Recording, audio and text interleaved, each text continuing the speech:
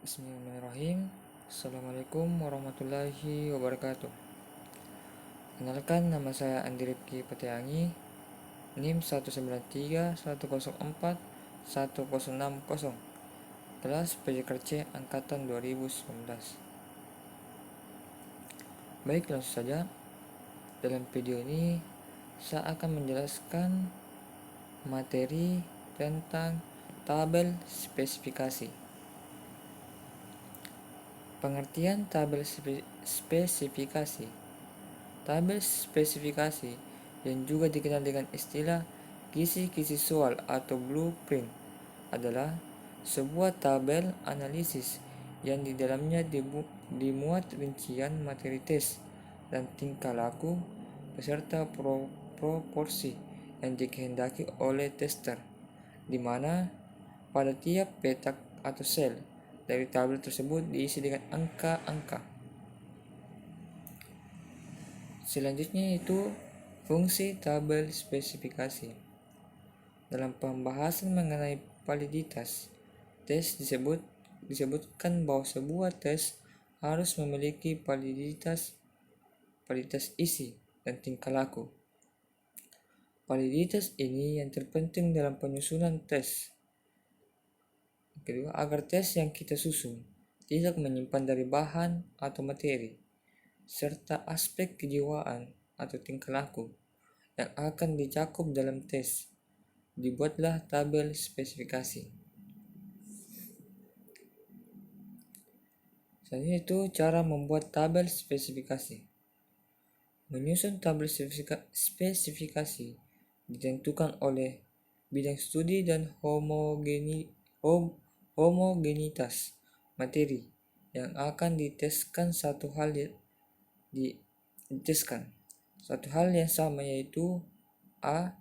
Langkah pertama yang harus diambil adalah mendaftar pokok-pokok materi yang akan diteskan, kemudian memberikan imbangan bobot untuk masing-masing pokok materi.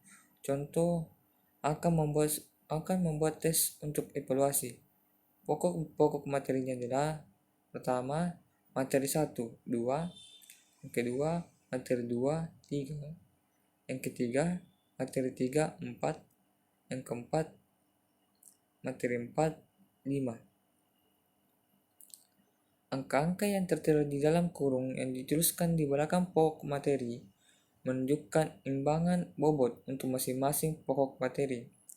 Penentuan imbangan bobot dilakukan oleh penyusunan soal berdasarkan atas luasnya materi atau kepentingannya untuk dites.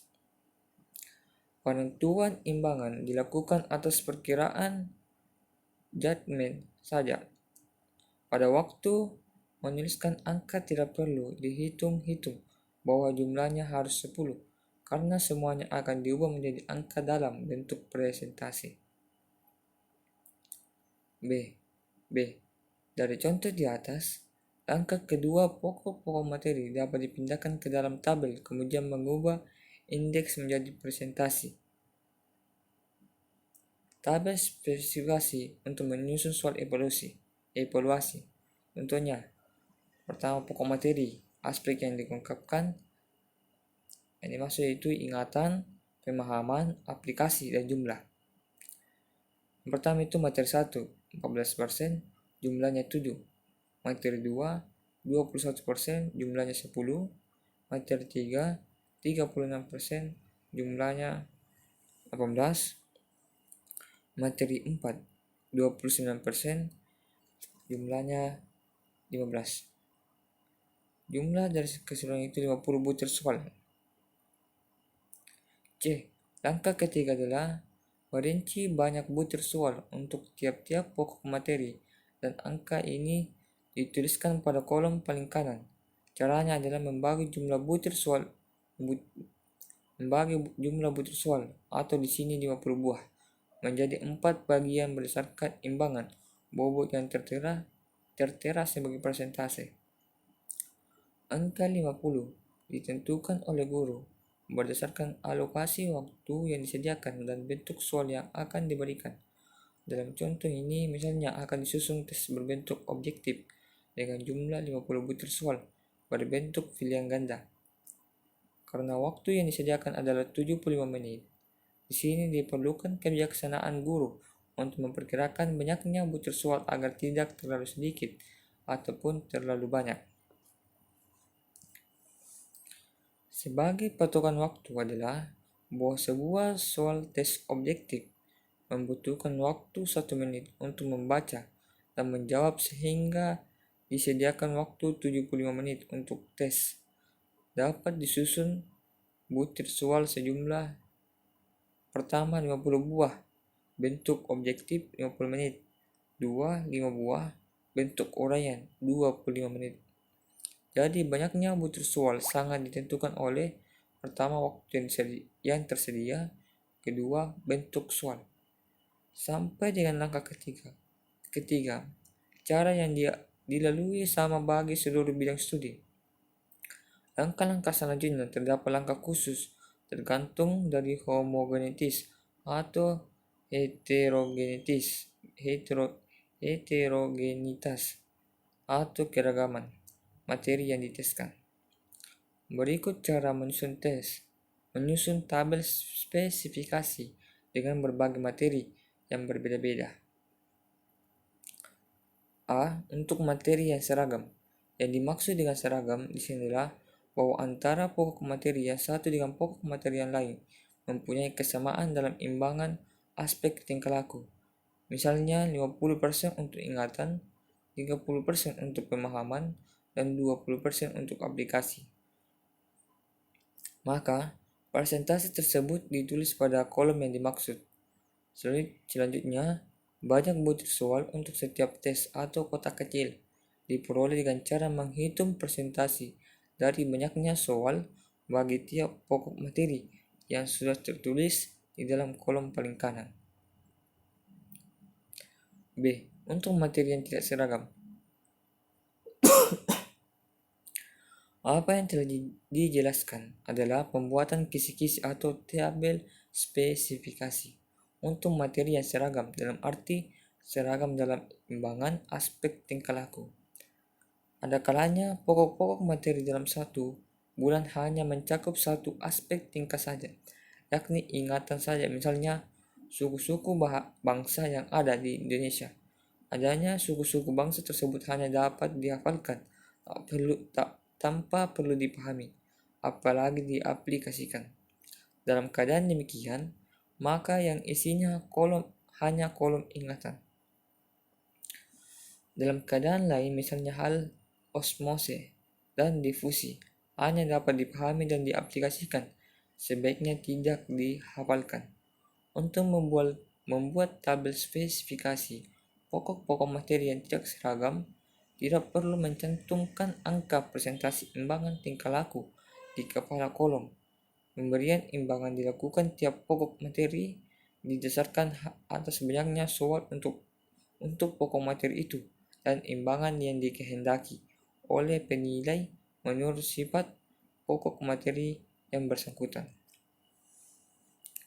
Dengan pengetahuan dua cara atau bahkan tiga cara, maka pada waktu akan membuat tabel spesifikasi pertama-tama harus diadakan perkiraan atau jangkemen. Apakah materi-materi yang akan diteskan merupakan materi yang homogeni atau bukan. Apabila tabel spesifikasi sudah jadi, maka ini berarti bahwa guru sudah melakukan sesuatu tugas betul dan aman di dalam rangkaian tugas menyusun tes. Penyusunan tes yang disertai dengan melalui tabel spesifikasi dapat dijamin bahwa tesnya cukup mempunyai validitas bagi sel yang bersangkutan. Misalnya sebagai berikut.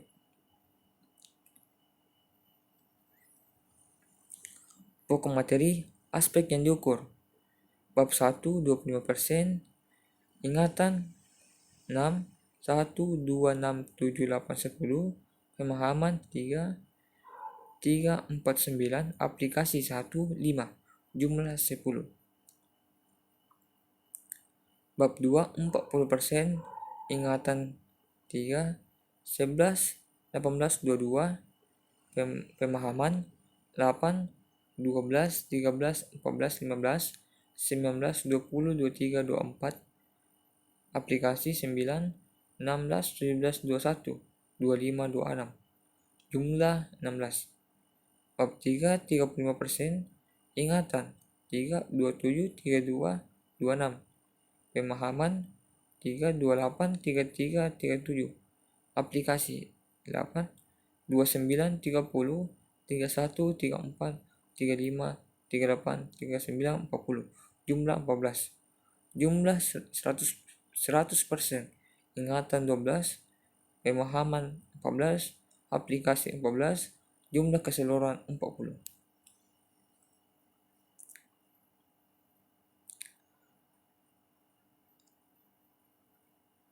Dengan dicantumkannya nomor-nomor item tersebut, pembimbing dapat menelusuri suatu rumusan item kembali pada kisi-kisi. Misalnya untuk item nomor 16, menurut kehendak penulis soal, item tersebut mengukur aplikasi oleh pembimbing ditelah rumusan kalimat dan isinya. Sangat mungkin ternyata item tersebut hanya mengungkapkan ingatan saja. Memang demikianlah menurut pengalaman penulis buku ini dalam memberikan bimbingan kepada para guru maupun mahasiswa. Paling mudah adalah membuat item yang mengukur aspek ingatan. Pada waktu ini, ada kecenderungan di dalam dunia pendidikan tidak menggunakan pendekatan aspek-aspek ini lagi, tetapi indikator atau kecenderungan baru tersebut tidak berarti menyalahkan yang lama, tetapi menyempurnakannya. Demikianlah perkembangan ilmu pengetahuan, selalu mencari kesempurnaan. Pendekatan dengan indikator tidak jauh berbeda dengan pendekatan aspek. Dalam kesempatan lain akan dimasukkan juga ke dalam buku ini. Baik, itulah tadi yang dapat saya sampaikan. Kurang lebihnya mohon dimaafkan. Assalamualaikum warahmatullahi wabarakatuh.